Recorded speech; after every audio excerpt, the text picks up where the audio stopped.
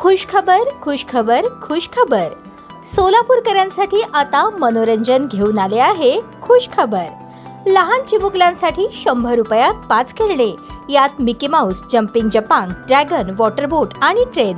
आपल्या लहान चिमुकल्यांसोबत आनंदोत्सव साजरा करा. आमचा पत्ता होम मैदान, पासपोर्ट कार्यालयासमोर, सोलापूर.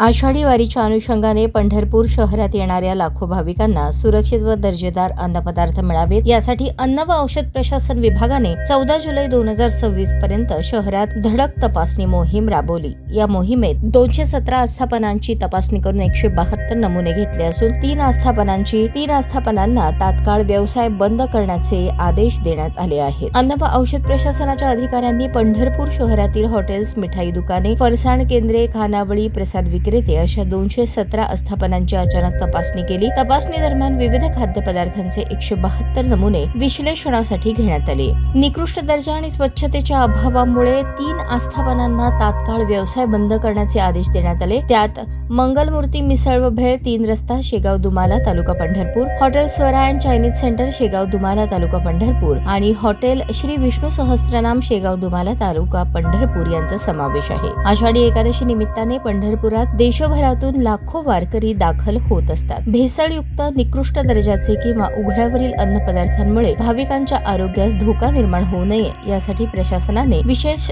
दक्षता घेतली आहे. अन्नपदार्थ साठवणूक, स्वच्छता, वापरले जाणारे तेल, रंग व इतर घटकांची गुणवत्ता याबाबत काटेकोर तपासणी करण्यात आली आहे. सहाय्यक आयुक्त साहेबराव देसाई यांनी सांगितले, नमुन्यांचा अहवाल प्राप्त झाल्यानंतर निकृष्ट दर्जाचे आणि भेसळयुक्त अन्नपदार्थ आढळल्यास संबंधित आस्थापनांवर अन्न सुरक्षा व मानके कायदा 2006 अंतर्गत कठोर कारवाई करण्यात येईल. सर्व व्यावसायिकांनी स्वच्छता, गुणवत्ता आणि नियमांचे पालन करावे असे आवाहन त्यांनी केले.